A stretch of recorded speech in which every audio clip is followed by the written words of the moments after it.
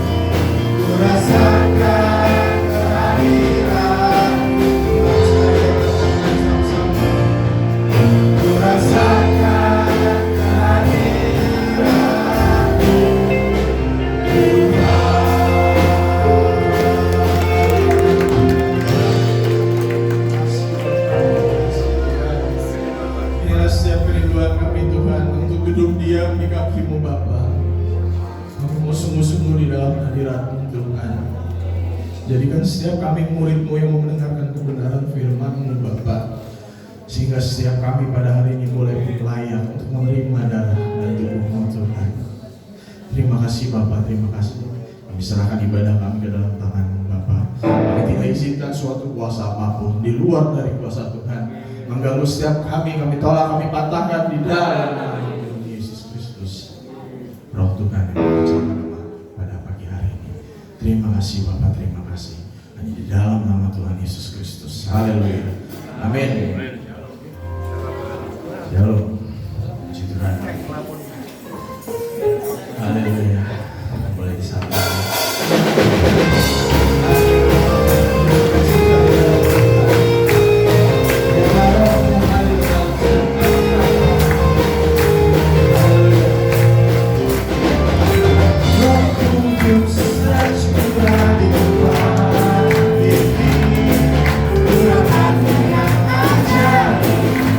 Berikan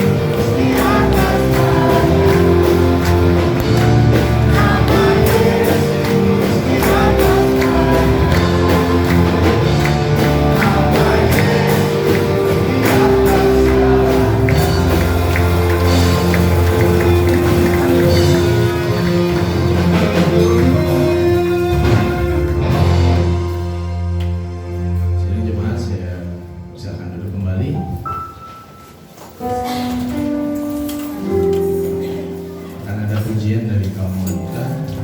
Silakan.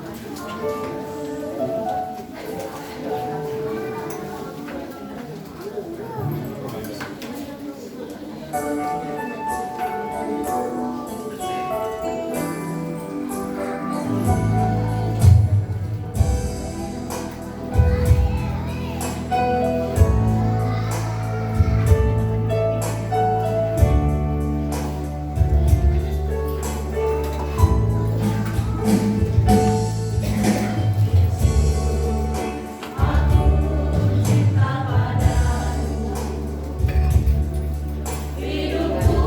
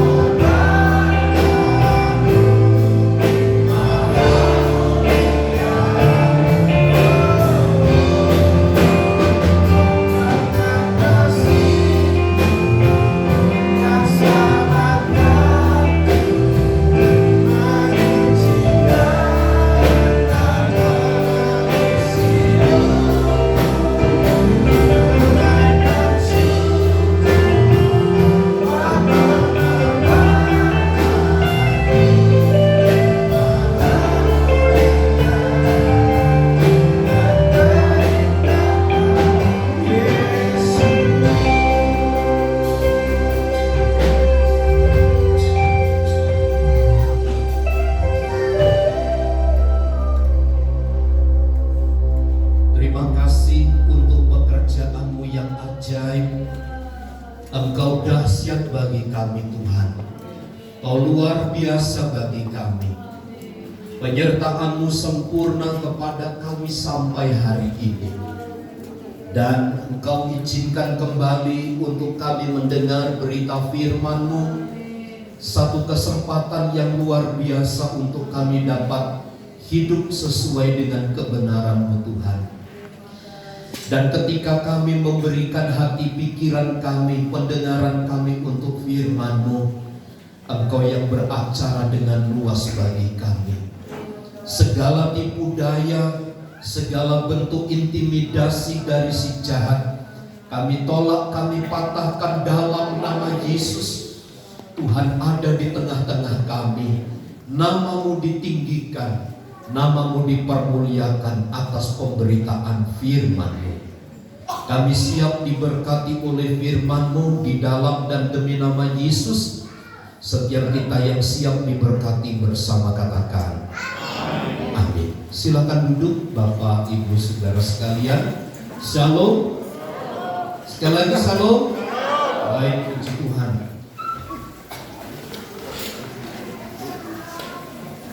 Dalam Injil Matius pasal yang ke-22,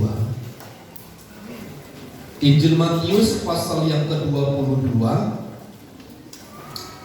ayat yang ke-15 sampai ayat yang ke-22, kita akan memperhatikan satu tema firman Tuhan tentang membayar pajak kepada kaisar. Kita baca ayat ini bergantian. Saya membaca ayat yang ke-15 dan seluruh jemaat Tuhan, Bapak Ibu Saudara membaca ayat 16 dan kita sampai kepada ayat 22. Demikian. Kemudian pergilah orang-orang Farisi, mereka berunding sebagaimana mereka dapat menjerat Yesus dengan suatu pertanyaan.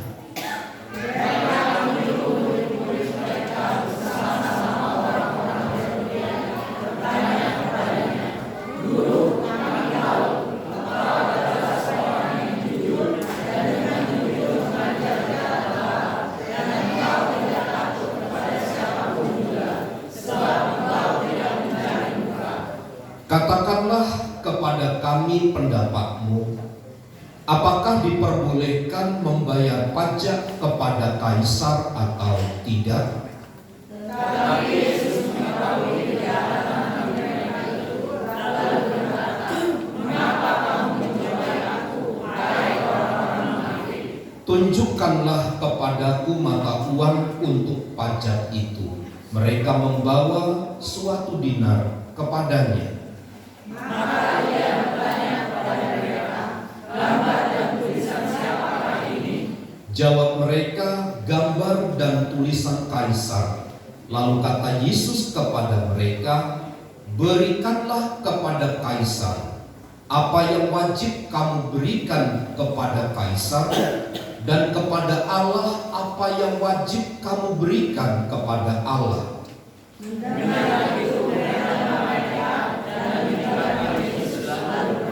Puji Tuhan. Dari pembacaan ayat ini kita bisa belajar banyak hal.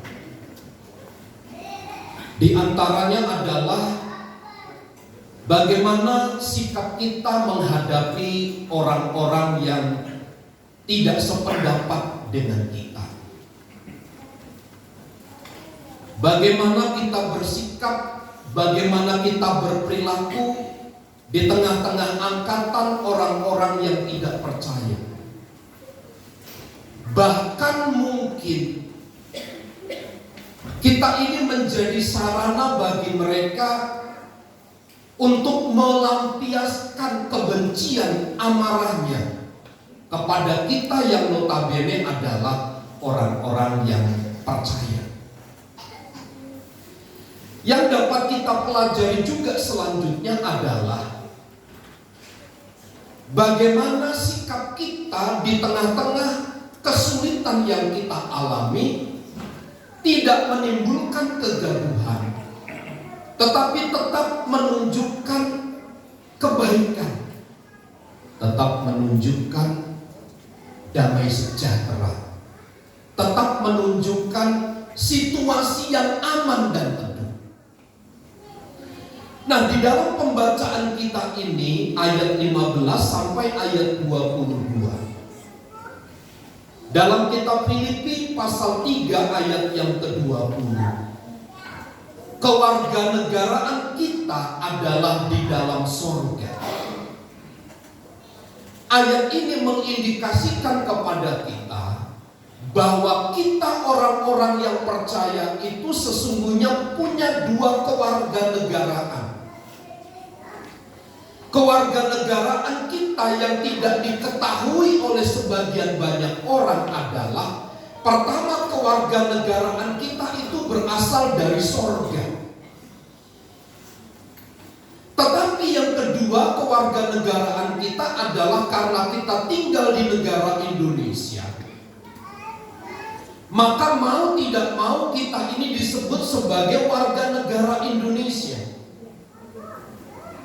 Nah, bagaimana caranya kita memiliki kedua kewarganegaraan ini?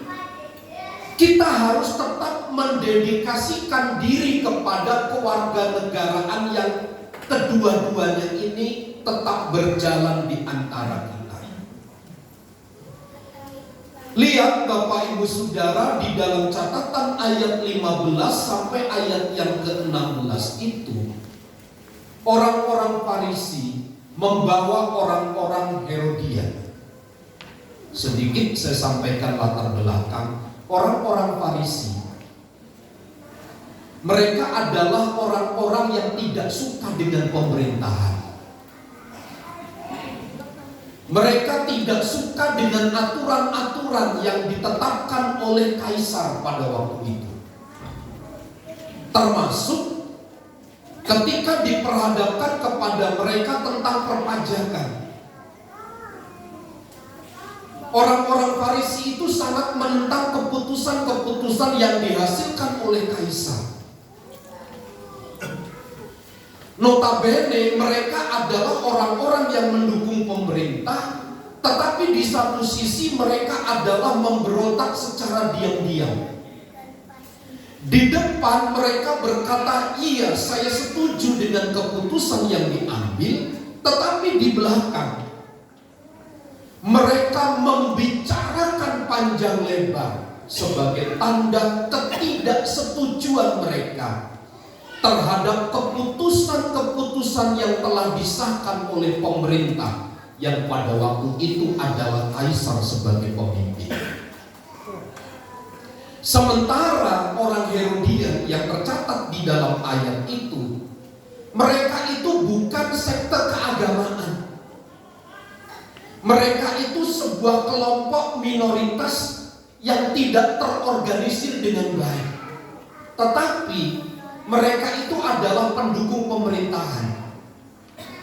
Orang Herodian itu setuju dengan perpajakan.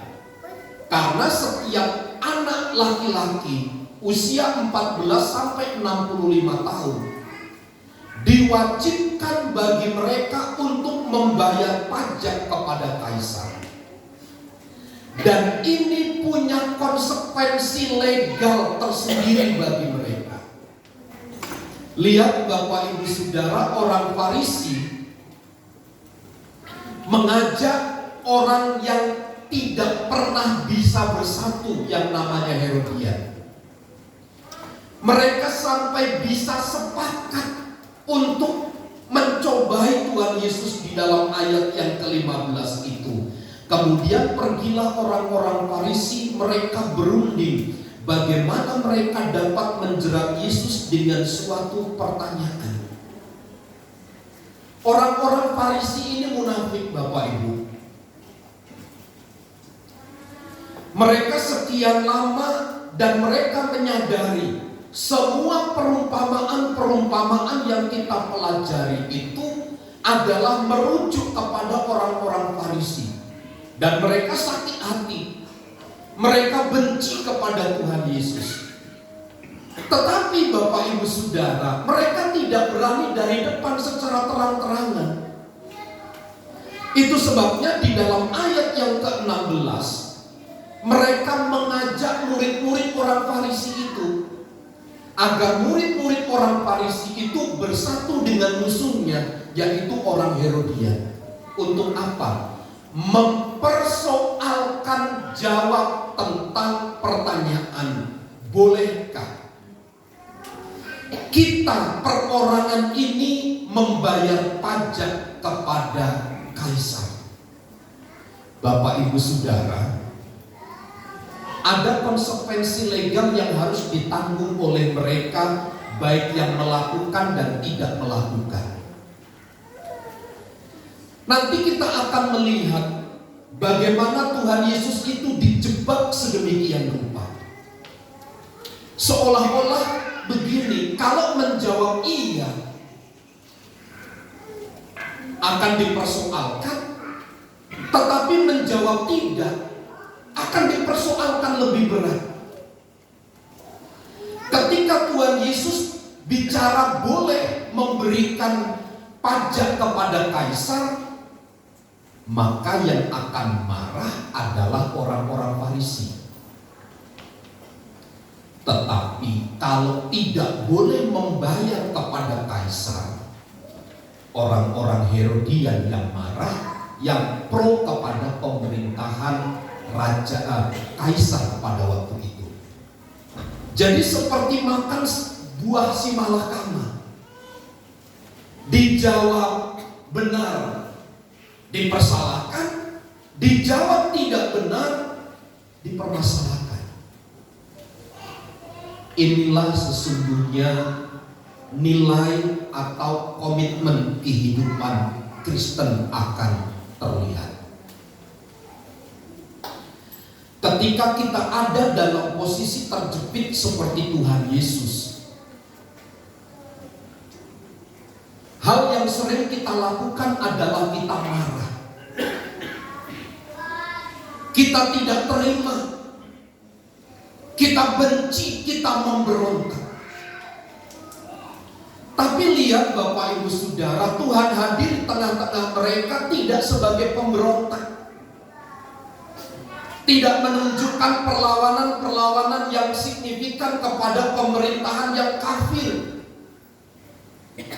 Tetapi kedatangan Tuhan Yesus adalah untuk merubah seluruh karakteristik hidup manusia, dan untuk menyatakan keselamatan kepada mereka yang percaya kepadanya. Bahkan tujuan dari kematian Yesus ke dalam dunia ini adalah untuk mati bagi kita yang percaya kepada Tuhan, mati untuk menebus dosa-dosa umatnya. Bagaimana mungkin Yesus akan tampil menjadi pemberontak di tengah-tengah situasi yang demikian? Nah, sekali lagi ketika kita diperhadapkan pada situasi yang demikian, kita pasti akan mengalami kondisi yang sulit. Saya ingat Bapak Ibu Saudara, pada waktu kami di FKUB, saya, Ibu Gembala dengan Bapak Simanjuntak yang duduk di belakang, saya mengalami peristiwa itu. Saya ada banyak bantahan yang saya simpan di dalam otak saya ini, tetapi saya tidak bisa berbuat apa-apa. Nah, peristiwa yang dialami oleh Tuhan Yesus adalah memang pada satu posisi yang menanggung konsekuensi yang teramat besar. Karena memang tujuan dari pertanyaan itu, bolehkah kami membayar pajak kepada kaisar, adalah kata-kata jebakan. Tujuannya tidak lain tidak bukan adalah membawa Yesus untuk diperhadapkan kepada mahkamah agama dan juga dibawa kepada pengadilan pemerintahan yang legal pada waktu itu. Tapi lihat ayat 16 Bapak Ibu Saudara, sebelum Tuhan Yesus diperlakukan sedemikian rupa, orang-orang Herodian dan Farisi mereka sepakat. Saya coba memikirkan ya Bapak Ibu Saudara, antara orang-orang yang tidak pernah bersatu, antara satu kelompok dengan kelompok lain yang saling bermusuhan, yang saling benci. Tetapi untuk sebuah niat jahat, mereka bisa bersatu. Ini kan suasana yang mengerikan Bapak Ibu Saudara. Ini kan sebuah keadaan yang sangat tragis begitu. Untuk sebuah kejahatan, orang yang bermusuhan aja bersatu, berunding duduk makan bersama-sama. Situasi seperti ini diperhadapkan kepada Tuhan Yesus. Ayat 16 dia katakan begini, "Guru, kami tahu engkau adalah seorang yang jujur dan dengan jujur mengajar jalan Allah. dan engkau tidak takut kepada siapapun juga, sebab engkau tidak mencari muka. Sebelum Tuhan Yesus menjawab, orang-orang Farisi dan orang-orang Herodian ini telah membentengi dulu hidup daripada Tuhan Yesus dengan menyanjung, dengan memberikan sebuah pujian, dengan memberikan sebuah pernyataan-pernyataan yang meninabobokan. Guru, kami tahu engkau adalah seorang yang jujur. Engkau mengajar jalan Allah. Engkau tidak takut kepada siapapun juga, sebab engkau tidak mencari muka. Bapak, Ibu, Saudara, kalau kita diperhadapkan kepada persoalan demikian, kita akan luntur. Kita akan mengorbankan jati diri kita. Kita akan mengorbankan kebenaran yang kita pegang di dalam hidup kita. Siapa yang tidak mau disanjung? Siapa yang tidak mau dijunjung tinggi? Tentu kita tidak ingin Bapak, Ibu, Saudara direndahkan. Tentu semua orang bersikap demikian. Tetapi dengan pertanyaan yang disampaikan oleh Farisi dan Herodian ini, Yesus diangkat dulu jiwanya.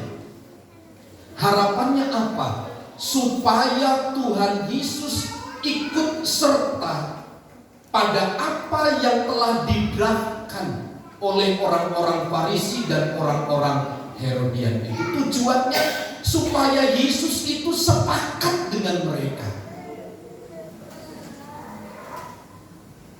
untuk kebenaran. Janganlah mau kita diiming-imingi oleh sesuatu yang berharga sekalipun. Demi untuk sebuah keselamatan yang kekal di dalam Yesus Kristus Tuhan, jangan pernah engkau gadaikan kebenaranmu itu dengan harga diri, dengan nilai hidup kita ini yang fana ini. Karena kelemahan gereja Tuhan pada akhir zaman terletak pada bagian ini. Ketika sudah diberikan fasilitas yang baik, ketika semua fasilitas ada, semua serba lengkap, orang bisa dengan mudah tinggalkan Tuhan. Tapi kita bisa belajar dari Tuhan Yesus dalam menyikapi semua hal itu. Meskipun diperhadapkan kepadanya, dia harus disanjung, maksudnya supaya ia ikut daripada orang Farisi. Tapi Tuhan Yesus tetap menjaga komitmen. Dia tetap tinggal untuk memberitakan sebuah kebenaran. Bapak, Ibu, Saudara, pertanyaannya sederhana. Bolehkah, ayat 17 itu, bolehkah membayar pajak perorangan kepada kaisar? Ini pertanyaan jebakan. Sehingga kalau orang tidak punya hikmah, orang tidak punya nalar yang tinggi di dalam mencerna, tidak bisa mempertimbangkan baik dan buruknya, maka orang akan berbicara lantang, secara tegas, cepat, tetapi tidak terukur, tidak terarah. Pertanyaannya sederhana yang dilemparkan oleh orang Farisi dan Herodian. Apakah diperbolehkan membayar pajak kepada kaisar atau tidak? Pertanyaannya hanya sederhana itu. Tetapi Bapak, Ibu, Saudara, persoalannya adalah begini. Jika Tuhan Yesus menjawab perlu dan boleh, maka ia akan dihina dan dicemooh oleh orang banyak, yaitu mereka yang memihak kepada penjajahan Romawi, khususnya orang-orang Farisi. Tetapi ketika Tuhan Yesus menjawab tidak perlu, maka Tuhan Yesus akan Karena ia memberontak terhadap kebijakan pemerintahan Romawi. Pada waktu itu adalah kaisar yang berkuasa. Jadi semua serba dilematis. Dijawab boleh salah, dijawab tidak boleh salah. Tapi kita belajar satu kebenaran yang begitu luar biasa dari ayat-ayat firman Tuhan yang ditunjukkan kepada kita, yang telah kita baca tadi. Dari ayat yang ke-18, inilah jawaban yang tidak pernah dikonsepkan oleh orang-orang Farisi dan orang-orang Herodian itu.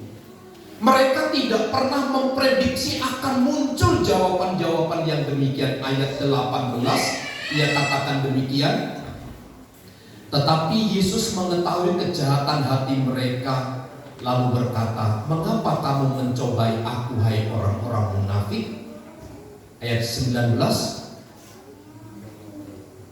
tunjukkanlah kepadaku mata uang untuk pajak itu. Mereka membawa suatu dinar kepadanya. Sesungguhnya apa yang Tuhan Yesus tunjukkan kepada mereka sebagai jawaban yang kemudian akan mencelikkan mata mereka, tidak hanya sekedar mampu mengubah, menjawab pertanyaan secara legal itu, tetapi juga jawaban Tuhan Yesus membukakan keborokan, kemunafikan mereka. Bapak Ibu Saudara, orang-orang munafik seperti orang-orang Farisi ini sulit bagi mereka untuk mempercayai, sulit bagi mereka untuk berubah, jikalau hanya oleh karena jawaban-jawaban yang tepat. Itu sebabnya bagi orang-orang Farisi yang munafik ini, bagi mereka tidak membutuhkan jawaban-jawaban yang saklek, tetapi membutuhkan jawaban yang bisa menyentuh hati mereka. Lihat apa yang tercatat dalam ayat ini. Tuhan Yesus hanya meminta supaya mereka memberikan mata uang itu kepadanya, satu dinar. Dalam ayat yang ke-20 Tuhan Yesus katakan, maka ia bertanya, gambar dan tulisan siapakah ini? Orang Farisi dan Herodian di dalam ayat 21 mereka sepakat bahwa itu adalah gambar dan tulisan kaisar. Lalu apa jawaban Tuhan Yesus? Berikanlah kepada kaisar apa yang wajib kamu berikan kepada kaisar. Dari sini menunjuk banyak implikasi positif bagi kita sebagai anak-anak Tuhan yang tinggal di negara Indonesia ini. Artinya dengan pernyataan ini, Bapak Ibu Saudara, kita tinggal di negara ini. Negara ini membutuhkan pembiayaan yang begitu banyak. Salah satunya pembiayaan itu diambil dari pajak. Pajak motor, pajak PBB bumi bangunan, pajak penghasilan, pajak apa lagi?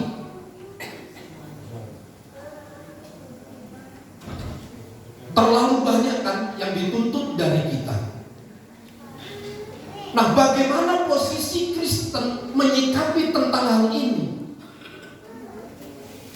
Nah, tentu Bapak Ibu Saudara, sebagai orang yang percaya, kita tidak boleh melupakan tanggung jawab moral ini.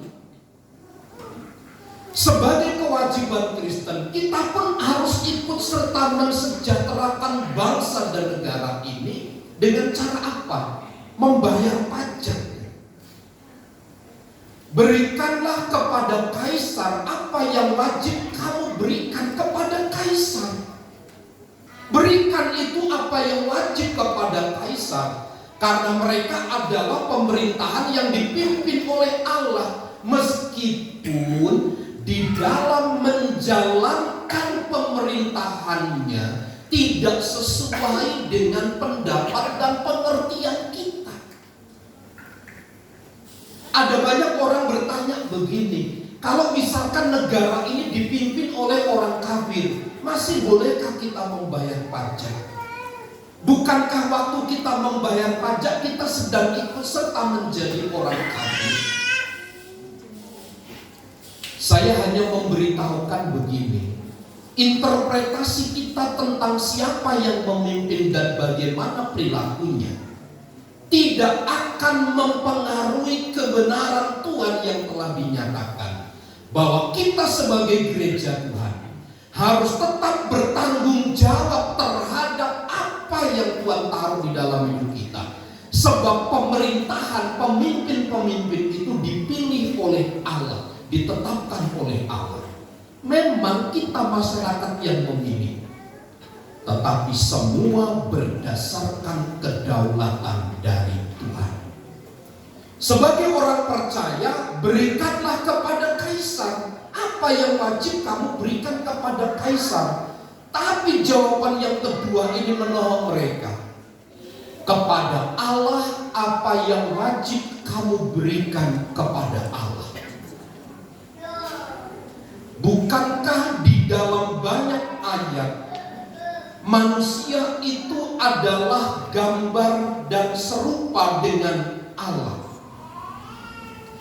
Di dalam Roma pasal 12 ayat 1 dan ayat yang kedua, manusia yang serupa dan segambar dengan Allah itu berhutang nyawa kepada Dia. Itu sebabnya sebagai orang percaya kita tidak boleh melepaskan tanggung jawab yang kita miliki sebagai manusia itu. Tanggung jawab kita kepada pemerintahan di negara Indonesia dan tanggung jawab kita kepada Tuhan, karena kewarganegaraan kita adalah di dalam sorga. Karena Dia yang memiliki kita, maka kita wajib memberikan kepada Allah apa yang wajib kita berikan kepada Allah. Dan berikanlah kepada kaisar apa yang wajib diberikan kepada kaisar. Jadi Bapak Ibu Saudara, apa yang disampaikan dalam Injil Matius 22 ayat 15 sampai ayat 22 ini sedang mengajar dan mendidik kita. Jadilah orang-orang yang jujur. Jadilah orang-orang yang taat dan setia kepada ketetapan-ketetapan Tuhan. Kenapa? Karena itu berimplikasi besar terhadap keberlangsungan hidup kita, dan itu menunjukkan sesungguhnya siapa kita, keberadaan kita di tengah-tengah dunia, terlebih kepada Tuhan. Ingat, kita ini berhutang nyawa kepada Dia, Yesus Kristus, yang telah mati di atas kayu salib. Kematian Yesus di atas kayu salib adalah memberikan nyawanya sebagai pengganti bagi pelanggaran dan kesalahan kita. Itu berarti kita berhutang nyawa kepada Yesus. Apalah lagi, berikanlah kepada Allah apa yang wajib kamu berikan kepada Allah. Seluruh hidupmu berikanlah untuk Tuhan, karena hidup ini bukan milik kita. Hidup ini adalah milik Tuhan. Bapak Ibu Saudara, hidup itu terlalu singkat ya. Hidup itu terlalu singkat kalau kita itu hanya bermain-main. Hidup itu terlalu singkat kalau kita itu hanya hidup semau kita. Kita boleh kuat hari ini ya. Kita boleh gagah hari ini, tapi hidup kita itu akan termakan waktu dan usia. Semakin lama tubuh kita ini semakin rapuh, semakin menua. Tapi ingat, Lebih dari itu semua, kita sedang berhutang nyawa kepada Dia, Sang Pemberi hidup itu, yaitu Tuhan Yesus Kristus. Ayat 22, semuanya disingkapkan sedemikian rupa. Mendengar itu heranlah mereka dan meninggalkan Yesus lalu pergi. Lihat, ketika hidup kita tetap ada di dalam kebenaran, ketika kita menjunjung tinggi nilai-nilai kebenaran firman Allah itu, Tuhanlah yang akan menjadi pembela kita, dan musuh itu pergi meninggalkan Tuhan Yesus. Jangan pernah oleh karena sebuah harga diri, rasa malu, lalu kita mengucilkan kebenaran, menggadaikan kebenaran. Tetapi hari ini apapun yang diperhadapkan kepada kita, mintalah Tuhan Sang Pemilik hikmat itu untuk menyelesaikan kesulitan dan persoalan kita. Apa yang wajib kamu berikan kepada Kaisar, berikan kepada Kaisar. Tetapi berikanlah kepada Allah apa yang wajib kamu berikan kepada Allah. Apa itu yang wajib? Hidup kita sepenuhnya berikanlah untuk Tuhan. Tuhan Yesus memberkati. Saya mengundang tim musik untuk maju ke depan. Mari kita mempersiapkan diri untuk masuk di dalam perjamuan kudus. Dan kita akan bernyanyi satu pujian kepada Tuhan. Telah kulihat bukti kasih-Mu. Dan mari kita memberikan hati, memberikan hidup ini sepenuhnya kepada Tuhan, agar kebenarannya itu terus membawa kita semakin teguh, semakin kuat, sehingga kita mampu menghadapi segala sesuatu yang Tuhan izinkan terjadi dalam hidup kita. Telah kulihat bukti kasih-Mu. Haleluya Yesus. Telah kulihat bukti kasih-Mu, Kau menderita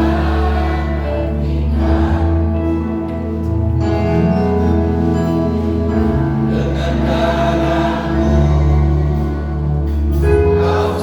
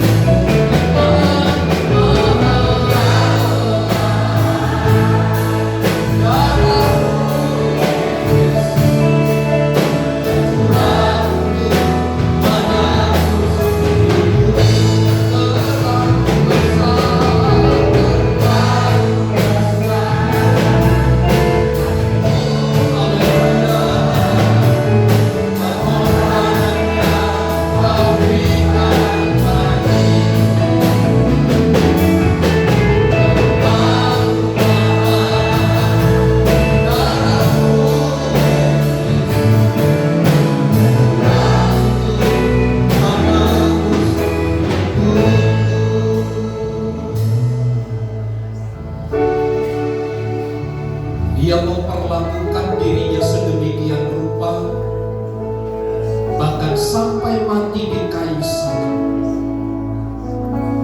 Itulah nilai, itulah sebuah harga hidup kita di hadapan Tuhan. Begitu bernilai, begitu berharga hidup kita. Karenanya hidup kita yang telah ditebus oleh darah kuasa Anak Domba Allah itu, mari kita implikasikan kebenaran firman Allah itu dalam hidup kita. Berikanlah apa yang wajib kamu berikan kepada Allah, dan berikanlah itu sepenuhnya bagi Tuhan. Hidupmu adalah hidup yang berharga, hidup yang bernilai, karena Yesus telah mengorbankan dirinya bagi kita. Dan berikanlah hidupmu kepada Tuhan untuk hormat dan kemuliaan bagi nama-Nya.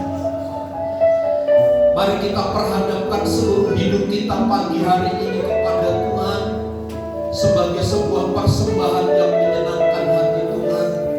Mari kita berikan seluruh hidup kita kepada Allah agar Dia disenangkan di dalam hidup kita. Saya mengundang pelayan perjamuan untuk maju ke depan. Dan mari sedang jemaat Tuhan, kita bersama-sama mempersiapkan diri untuk menikmati persekutuan yang manis dengan Tuhan, untuk mengingat kembali akan perbuatan Allah, kematiannya di atas kayu salib bagi kita yang percaya kepada-Nya. Pagi hari ini Tuhan, kami kembali menghampiri tahta kekudusan-Mu. Kami sudah diteguhkan, kami sudah dikuatkan, kami sudah diajar dan dididik melalui firman-Mu. Hari ini sebentar kami akan makan minum tubuh dan darah Tuhan yang akan selalu mengingatkan kami bahwa ada satu peristiwa yang pernah terjadi. Peristiwa itu adalah bagaimana kami harus mati dan Engkau gantikan dengan kematian-Mu di atas kayu salib, sehingga kami menjadi berharga hari ini. Kami berdoa, berkati perjamuan yang kudus ini, layakkan, sucikan dan kuduskan kami, agar perjamuan kudus ini menjadi berkat bagi tubuh kami, untuk meningkatkan kualitas kehidupan kami di dalam Tuhan, berbuah-buah untuk hormat dan kemuliaan bagi nama Tuhan. Pakai pelayan-pelayan perjamuan, berkati tangan-tangan kami yang mengambil dengan iman. Kiranya kami bersama menikmati persekutuan yang manis dengan Tuhan di dalam setiap kondisi dan situasi hidup kami. Kami lakukan perjamuan kudus pagi hari ini dengan hati bersyukur di dalam dan demi nama Yesus. Salibnya teramat mulia. Kita menyanyikan pujian ini kepada Tuhan.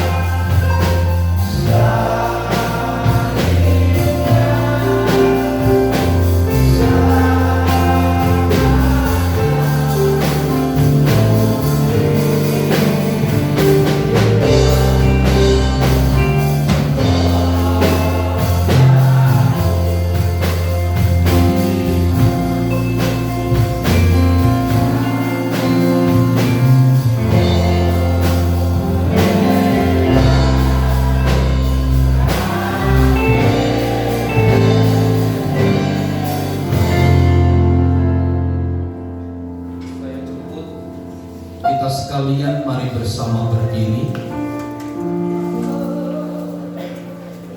Angkatlah roti di tangan kananmu, roti yang melambangkan tubuh Tuhan, roti yang terpecah-pecah, tubuh yang teraniaya, yang penuh luka dan derah itu. Tubuh itulah yang diberikan kepada kita sebagai jaminan bahwa kita menjadi miliknya.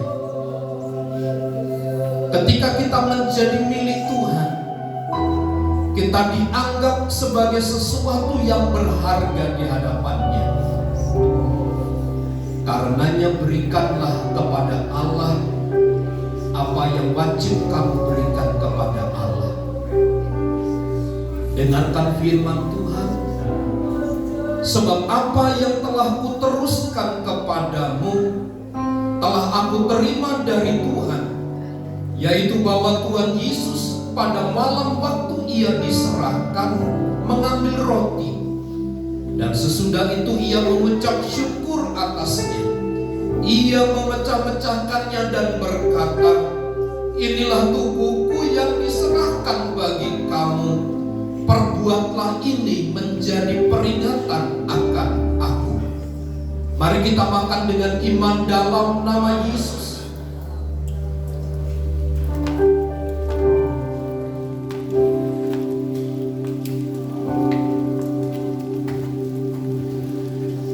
Angkat cawan di tangan kananmu, cawan yang berisi air anggur adalah melambangkan darah Tuhan. Darah yang mengalir dari tubuhnya. Darah itulah yang menyucikan dan menguduskan kita, sehingga kita menjadi umat yang layak. Kita menjadi gereja, kita menjadi anak-anak Tuhan yang kudus di hadapannya.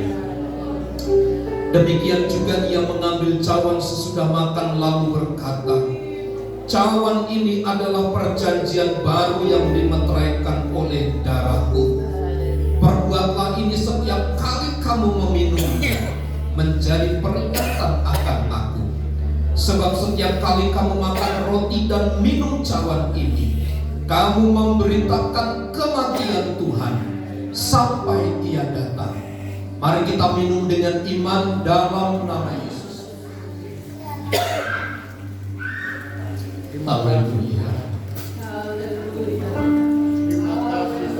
Terpujilah nama-Mu Tuhan, terpujilah nama-Mu Yesus.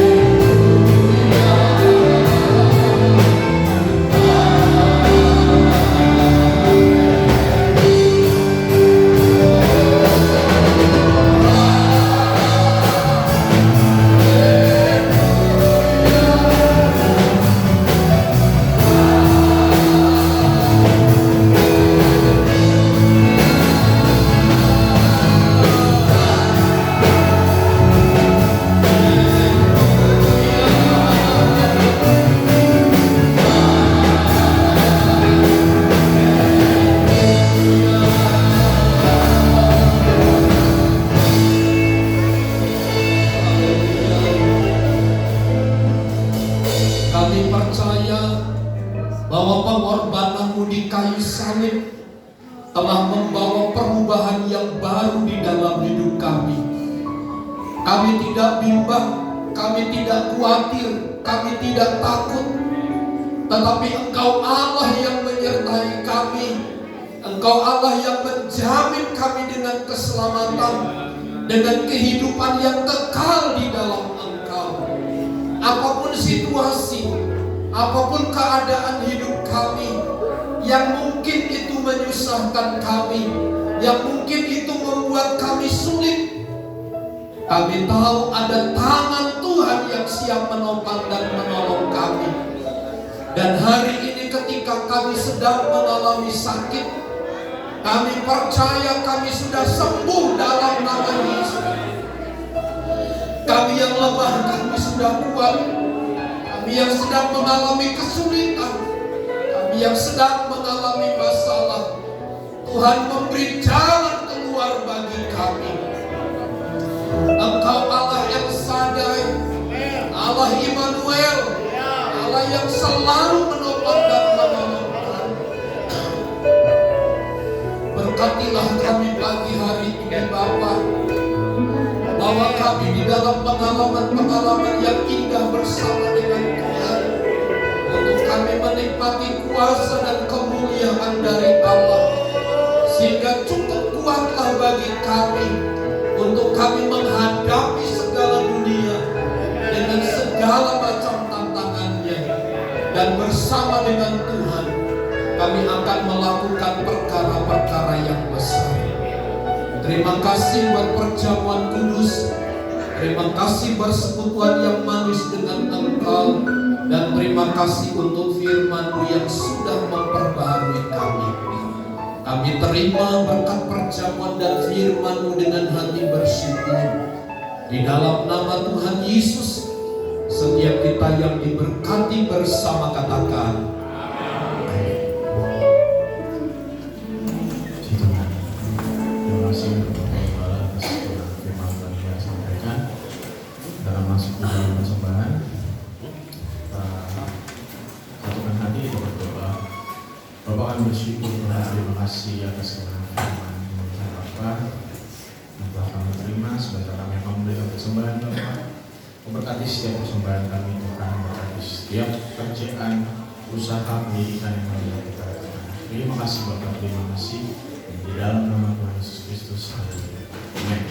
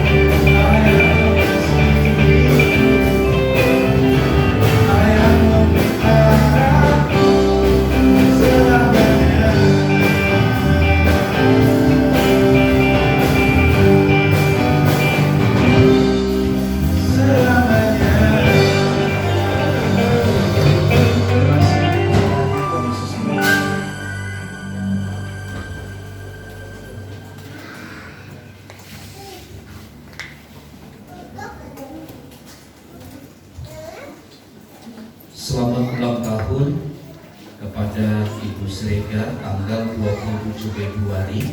Ya. Selamat ulang tahun, Tuhan Yesus memberkati. Semakin bertambah muda dan tetap semangat, Ibu, Tuhan memberkati. Untuk Mikaka Mitra di Kalabuka, Bapak Ibu bisa menghubungi Ibu Simanjuntak. Kemudian untuk pembelian rumah ibadah bisa menghubungi Ibu Lili. Kita berdoa bagi jemaat-jemaat Tuhan, kiranya Tuhan menolong mereka yang sakit, mereka yang lemah. Ya, Tuhan kuatkan, teguhkan mereka, Tuhan memberi kesembuhannya. Ada beberapa keluarga yang tidak dapat hadir hari ini. Biarlah Tuhan juga yang menyertai dan mereka sekalian. Ya. Mari bersama kita berdiri dan kita akhiri ibadah kita di dalam doa. Kami bersyukur kepadamu Tuhan untuk pagi yang indah ini. Engkau telah menolong kami. Engkau telah memungkinkan kami bersekutu dan beribadah dengan baik. Satu sukacita kami ketika kami dapat berjumpa di dalam Engkau, di dalam ibadah kami pagi hari ini. Sehingga kami memiliki kekuatan yang baru untuk kami meletakkan segala pengharapan kami hanya kepada Tuhan. Berkati rumah tangga keluarga kami, berkati usaha dan pekerjaan kami, memberkati kami sebagai orang tua, memberkati kami sebagai anak. Tangan kasih kemurahan Tuhan yang menopang kami. Diberkatilah kami menjadi kepala dan bukan ekor. Engkau akan yang menuntun kami terus naik dan bukan turun. Dan itulah janji firman-Mu yang Kau berikan kepada kami yang percaya dan berharap kepada Tuhan. Tuhan berkatilah Ibu Sregar yang berulang tahun. Kau terus menyatakan pembelaan dan kuasa-Mu. Kau yang memberkati hidupnya dengan berlimpah. Hamba berdoa bagi Ibu Martin, bagi anak kami Jaden, anak kami Joyce. Tuhan pulihkan mereka dengan sempurna. Jamahan-Mu nyata bagi mereka, pertolongan-Mu sempurna bagi mereka. Sembuhkan mereka dalam nama Yesus. Bagi Oma Unggang, Oma Evelyn, Oma Mariani, Bapak Rudi, Ibu Maria, Ibu Ari, berdoa bagi Bapak Galingging, berdoa bagi Bapak Naibaho. Tangan Tuhan yang melawat mereka. Kau menyembuhkan mereka dengan sempurna. Tangan Tuhan yang terus melawat dan memberkati. Kau memberkati setiap persembahan-persembahan yang kami kumpulkan untuk pekerjaan Tuhan. Baik persembahan kasih, persembahan persepuluhan kami, yang kami berikan sepenuhnya kepada Tuhan, yang kami kembalikan kepada Tuhan. Dan Engkau akan memberkati dengan berlimpah sesuai dengan janji firman-Mu. Berkatilah bangsa dan negara kami. Berkati gejolak yang sedang terjadi di tengah-tengah bangsa kami. Tuhan yang tolong, Tuhan yang memberikan damai dan sejahtera. Berkatilah gereja-gereja Tuhan dimanapun berada. Dan hamba berdoa bagi pekerjaan Tuhan di Dadap yang dilayani oleh hamba-Mu Bapak Yumai. Tuhan berkati pekerjaan Tuhan di Gardu sana Tuhan. Di Kampung Tawang Tuhan yang melawat, nyatakan kemuliaan dan kuasa-Mu. Kau yang memberkati mereka dengan berlimpah. Berkatilah gereja-Mu dimanapun berada, dan berkati gereja-Mu di tempat ini. Kami menaruh pengharapan yang besar kepada Tuhan, untuk Tuhan bekerja. Kerinduan kami untuk memperluas ruangan ibadah. Engkaulah yang menyediakan semua bagi kami. Tidak terukur kuasa dan kemuliaan-Mu, dan kepada Tuhan yang demikian kami letakkan pengharapan kami. Kemuliaan dan hormat hanya bagi Tuhan. Di dalam nama Tuhan Yesus kami berdoa. Mari saudaraku, angkat tanganmu, Arahkanlah pandangan hatimu kepada Tuhan dan terimalah berkat Tuhan. Tuhan memberkati dan melindungi engkau. Tuhan menyinari engkau dengan wajah-Nya dan memberi engkau kasih karunia. Tuhan menghadapkan wajah-Nya kepadamu dan memberi engkau damai sejahtera.